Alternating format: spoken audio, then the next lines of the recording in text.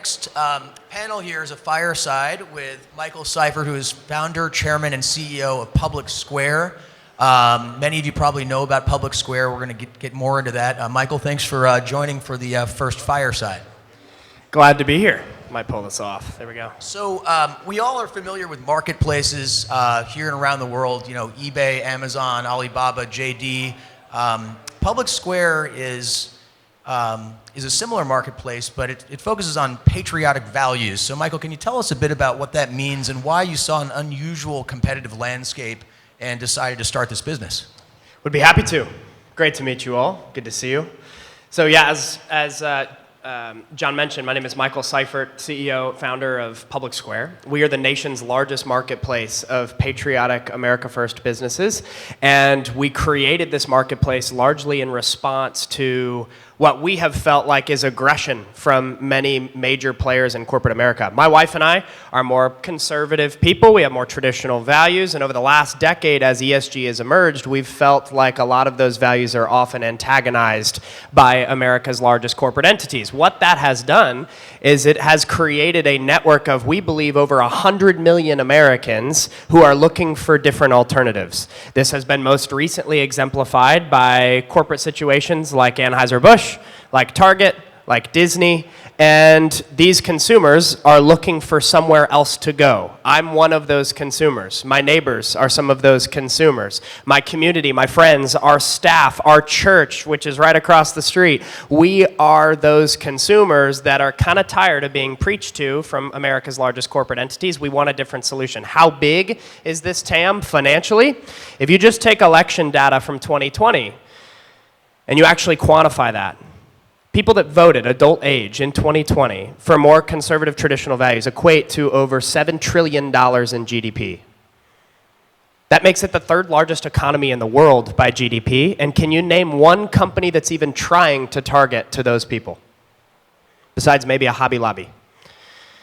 So I've witnessed companies like In-N-Out, Hobby Lobby, Chick-fil-A tap into something. How do I know? I'm one of those consumers. And when COVID hit, we kind of felt like it was the straw that broke the camel's back. By the way, I acknowledge many of us in this room may agree or disagree with our thesis. But here's what I hope we can all align on. There's a whole lot of Americans that feel unheard, and they've felt unheard for a long time.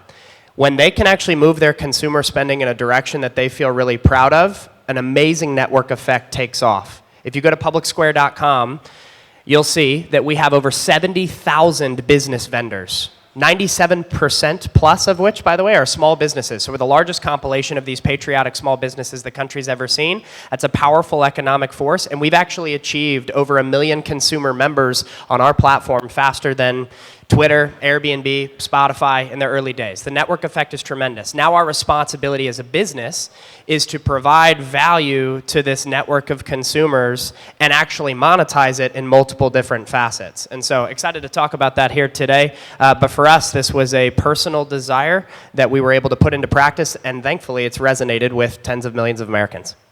Great. I want to talk a bit about Amazon, which has been in the news lately, having some regulatory issues. Tell me about how you compete with them or don't compete, and also talk a bit about the advantages that they have in terms of razor-thin margins, which I, from an outside perspective, I find, look pretty impossible to beat. Yeah, Amazon's an interesting animal because if you've been tracking along with some of the FTC's regulatory complaints toward Amazon over the past 2 weeks, they have a long operation of misleading customers and businesses about how they're using their data. And a lot of customers on the business or the consumer side are pretty aware of this at this point because the news keeps breaking around it, but their inability or their unwillingness as a company to shift directions to be more of a trustworthy vendor experience, I think has finally pushed a lot of consumers over the edge. If you look at Amazon's approval rating, it's like 30%. By the way, that's regardless of political or values affiliation. Consumers are frustrated with the Amazon experience. Is it convenient? Absolutely. But they claim they have over 300 million products on the platform. You've probably only ever seen about 20 because they categorically rank what they want you to see based on how much they can kind of suck out of that business. which is, again, fine as a business strategy, as long as you're honest about it. The problem has been over the years that Amazon has essentially treated vendors like a data aggregator without fully being honest about that, and then utilizes that data to actually outprice them. So as you were mentioning, John, Amazon will basically take their small business data, utilize it to create their own products, actually then turn around and market their own products with better margins than what they're utilizing for their third-party vendors, outpricing those vendors, and then saying, hey, because of our 19 lobbyists with the FTC, we're your only option, sorry. Because if you're a small business, or if you're a marketplace like ours, who doesn't have one lobbyist, how are you supposed to compete with entities like that? So for us, our critique of Amazon is not that they would not be able to operate their business, or not that they would be forced even under regulatory punishment. That's not what I'm calling for. I'm calling for honesty and transparency, because consumers and businesses deserve to know full well how their data is actually being used. So you ask about how we're providing an alternative. For us, the name of the game is transparency. I mentioned these 100 million Americans. I'm a part of this network who has felt abused and used with my data over the past decade. So if you go to publicsquare.com, you'll see a transparency page. I cannot tell you the amount of consumers that have reached out to us and have said, I nearly wept. I mean, I've heard comments that exaggerated. I nearly wept. I shed a tear when I read your transparency page, because for the first time in a long time, I've actually felt like a company's being honest with me. Last thing I'll mention, Amazon, I think, has felt like the best way to increase profits is by taking as severe of a chunk out of certain businesses as they possibly can. The problem is that's led to a lot of small businesses feeling like Amazon is a taker but not a giver of much value for their entity. What that's done is left this massive hole for the world of American small business and their desire to have a digital presence. We are tapping into that and growing at a record pace because of our ability to provide a digital bridge for small businesses that are looking to get their name and their products out there at a greater scale. So, we're confronting the small business challenges that are faced because of the giants like Amazon, and there's really not another entity in this space that's trying to do that now. We've tapped into that desire, and thankfully it's working. Great. Let's talk about some financial stuff. I think I forgot to mention the company just went public. It trades on the New York Stock Exchange under PSQH. Some news, I think just a week ago, you guys launched e-commerce. Maybe for those who aren't initiated, explain the difference between a marketplace and e-commerce, and how the take rate, and all that works. Yeah, great question. So we as a business launched as a directory. We knew we had to build the plane in flight. We wanted to get it off the ground. And so we were hearing from Americans literally totaling in the millions saying, hey, we're ready for you. Let's see this parallel economy come to life, if you've maybe heard that term. When we launched as a sort of directory. We show you the businesses and the products that have sort of aligned with our core statements as a business. They're not going to lecture you about your political views when you're just trying to buy a cup of coffee. It's a really refreshing experience. But you actually conduct the transaction on their site, which means we would make money on advertising because businesses would want to rank themselves categorically, and they'd pay premiums to do that, anywhere from $50 a month to $20,000 a month. But we couldn't actually share in the revenue of the transaction itself until last Wednesday. We launched our e-commerce functionality, essentially taking a portion of every single transaction that's facilitated through our platform. So anytime a customer comes in, we had a customer last week go and spend $14,000 in one order on 20 different vendors within this parallel economy, like you'll find at publicsquare.com, and we actually get a percentage of that now. It's a very competitive rate compared to other entities in the spaces like Etsy or Amazon, but this totally transforms our business. Now we get to be a broker of all the transactions that are taking place in this alternative marketplace. What's also neat is that our stance toward data, as I described earlier, is transparency. It doesn't mean we don't use the data. How we use it's just a little different.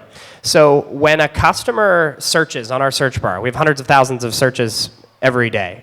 Anytime a customer searches on the search bar, that basically starts to create a rank order for us. We understand what are the hot products and searches that folks are looking for on our platform.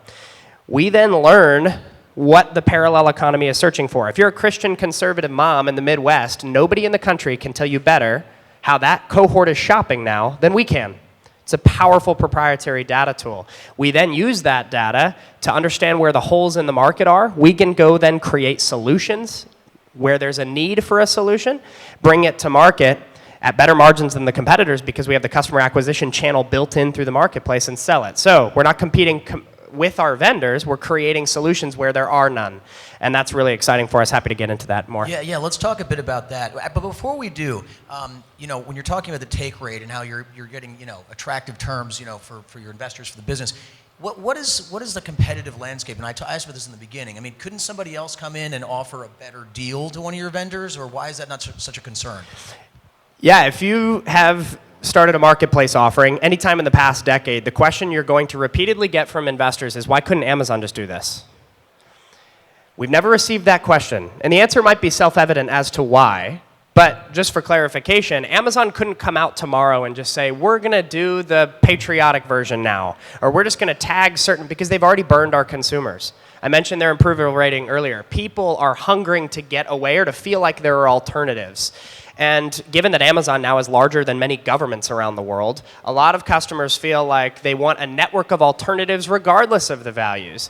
So for us, the competitive landscape is pretty interesting. We feel like pioneers in this space. There's nobody else that's directly competing against us because Amazon and Etsy, those are sort of the two largest other marketplaces in this space, couldn't just come out tomorrow and create a competitive offering. They wouldn't have the trust of the consumers. They would look like they're just trying to kind of play both sides, and people would see through it fairly quickly, especially because many of the consumers that have created the market for us to even exist are not just going to switch back to Amazon because they offer a better take rate. Actually, our take rate is better. So if you're a small business that's looking for another alternative, you're actually coming to us rather than the other way around. And that gives us a powerful sort of underdog message as we're growing and advancing to say, hey, businesses, we know you've been trying on Amazon and you're paying them 32% of your transaction. How's about we look right around that 10%? Come with us. Let's get your feet wet. We'll show you the conversion potential of our marketplace, and then what happens gets really exciting. We've had some major vendors, especially in some of the industries that are not well represented by the Amazons in the world, like ammo, firearms, outdoor recreation. A lot of those companies are saying, hey, I'm actually done. I'm diverting spend from Google, Amazon, Facebook, Etsy. I'm actually coming over to you. And that's a powerful economic driver for us. That's why our revenue grew pretty substantially, even over a quarter, in the hundreds of %, because folks are seeing that they can actually use their money and experience better conversions with us. Also, our churn rate's only 20% on advertising, for example, showing that there's a real stickiness, and we've raised our prices on advertising every 3 months because of increased demand. So our competitive landscape is interesting in the sense that we're offering a totally different offering even while we're in the same industry, and that's pretty exciting for the pioneering perspective. Michael, when I first learned about your company as a media guy, what popped into my mind was what I saw with cable news in the 90s. They used to say that everyone was saying the same thing, and then, it evolved. And over here, you got Newsmax and Fox News, and you got MSNBC and CNN over here. Is there an analogy there with your industry? Yeah, I think so. That's a great example. The Murdochs saw something in the country that few were willing to see, which was that there was this whole untapped network of folks that were looking for alternatives in messaging and how they get their news, and they tapped into it. We're seeing, by the way, the same thing happen today in sort of response to corporate media on the independent journalism side. So if you look at the success of companies like Substack that are growing up, or some of the different independent journalists, or even Tucker Carlson, regardless of how you feel about the guy, what he has done and the network that he's carried with him has been pretty tremendous. We're also proud to be his first sponsored partner, which is pretty cool as a company. What we saw in the 80s and 90s in the media space, what we're seeing today with the push toward independent journalism, it's a total mirror of the zeitgeist that's happening in the world of economics. ESG and DEI have sort of dominated the landscape over the past decade. But regardless of your feelings on the matter, it's very clear that there's a whole network of Americans that don't feel represented by that establishment. Therefore, their desire to find alternatives is a holistic desire, manifested in the areas of media, entertainment. Look at this summer, Sound of Freedom. Y'all familiar with that movie? $10 million budget, and it outperformed Indiana Jones. It's amazing what's happening. Richmond, north of Richmond, Oliver Anthony's hit single. You know, he was the first person to ever experience a top of the charts placement in history with no chart history. Meaning he had never been there, rose to the scene with that one hit, and he was top of the charts for 2 weeks. What we're seeing happen in society is very holistic, and we happen to be the only entity out in the commerce space providing a solution for these Americans. It gives us a very exciting vantage point. All right, one last question, and then we're going to see if anyone in the audience would like to ask Michael anything. Tell us a bit more about, and you alluded to it, your child care, the diaper business. And by the way, that strikes me as something that you would never see Amazon or the other guys do, is actually create branded products. I don't think they've gone that way. They focus on their bread and butter. Yeah, it's for those of y'all that don't know, we started a diaper company. Might feel rather random. I never thought I'd be starting a diaper company, but here's the story. Last fall, we were looking at our platform and we were looking in the search bar. We were growing very quickly. We had had quite a bit of media exposure. By the way, we have about 3 viral moments on average every single week. If you go look at our presence on X, you look at our presence on Instagram, you look at media that covers us both nationally and locally, the earned media potential of this company that we have already realized is unlike anything I've ever seen. So we learn a lot through all that exposure, both internal to our platform as well as external on social media. We discovered that one of the most searched for things in this parallel economy concept were diapers and wipes, baby care.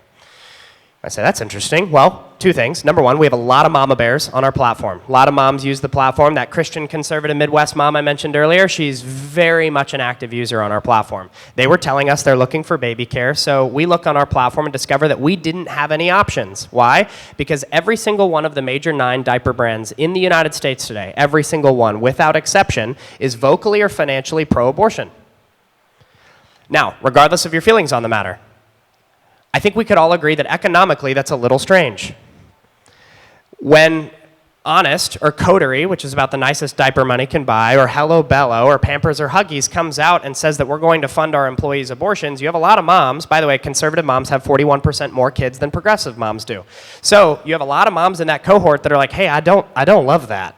I don't love that this diaper company is preaching to me about something that I really disagree with related to the very customer they're supposed to be serving. We saw that. My wife and I had our first child a year ago, so this was really relevant for us, and we said, you know what? What if we actually spin up a team of direct-to-consumer experts, we create the brand to solve the problem, we'll bring it to market, we know the market's here because we have all the data, we know what they're looking for and how often they're looking for it. Why don't we actually bring this to market? July 13th of this past summer, we launched a company called EveryLife. You can find it at everylife.com. The message is simple. No matter where you're from, no matter what you look like, no matter your socioeconomic status, background, race, or religion, every life is a miracle, and we're excited to serve you with quality products that will bless your family in the process. I'm proud to say our manufacturer reached out last week and said, guys, you're the fastest growing baby care company we've seen in modern history. The way this brand is taking off is indicative of a larger business opportunity here. There are a lot of products that folks don't feel are represented. We get the opportunity to create those products, bring them to market. We have diapers and wipes today, growing at a rapid pace. Some incredible brand ambassadors have partnered with us, churches, Catholic hospitals. We've got some exciting deals in the works with these entities that are like, hey, I don't want to keep going to Huggies and Pampers. If you can offer a better offering at an affordable price and it'll match this sort of value statement, we are in. Pregnancy resource centers, over 3,500 in the country, that are all generally sponsored by churches, religious organizations, or faith-based donors. That's our opportunity. So we're going to do this with multiple products, both within the EveryLife line as well as these other entities. We launched a sales platform recently called PSQ Link. Why? Because Mark Benioff with Salesforce called himself the most anti-conservative CEO in the country. Also, Salesforce is not super catered to businesses that have less than 25 employees. So there's a hole. What do? Create a sales platform to meet it.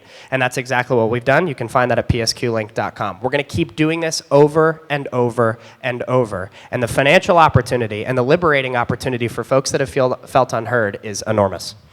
All right, great. Well, by the way, I believe you guys are going to report earnings next week, some more news to come. Anyone in the audience have a question for Michael? We're just about out of time. Great question. Thank you. So we have 5 core values that you can find at publicsquare.com. By the way, the question was essentially, what's the verification process look like of a business that's joining? Anytime you have a marketplace, regardless of values alignment or anything, there's a number of qualifications to being listed on that marketplace, right? Many have to do with product offering, values, quality. For us, all the above are relevant at Public Square. We have essentially 5 core values, and the ask is that businesses would respect these values and they would not spend time, money, or resource antagonistically against them. What do I mean? ESG requires you to do things in order to stay in the good graces. You have to hire amongst a certain quota. You have to represent this amount of communities. You have to donate X amount to these causes. Ours is fundamentally the opposite. It's not about what you have to do. We're just asking that you don't do these certain things. So if you were one of the consumers that was frustrated about Target's actions, you're not going to find those same actions take place on Public Square. Why? Because every single one of the over 70,000 business vendors on our platform already in 15 months since launching have all agreed to respect those 5 core values. These things are like love for country, the Constitution, the values it protects, the respect for the family unit and life, and the recognition small businesses are the backbone of this economy. Finally, the government did not give us our rights, the Constitution did. Therefore, government cannot take them away. There's a real embrace of liberty here. That allows customers to know with assurance that they're not funding a company that's going to lecture them about something they disagree with. Last thing I'll say on that point, we have a relational connection with these businesses. We want to reach out to them quarterly, so we do that. We reach out every quarter and we make sure that if there's a change of ownership or if the command structure at the business has changed, that we would know about it. We like to have our ongoing relationship with these businesses so that we can continue to validate to our audience that these businesses are going to be a great place for you to spend your money. All right. Got time for maybe one more, or we can wrap up, and I'm sure you can find Michael and chat with him in person too, one-on-one. Yeah, we'd be happy to. All right, Michael, thanks so much. We covered Thanks, a lot of everybody. ground there. I appreciate it. Thank you. Thanks, everyone.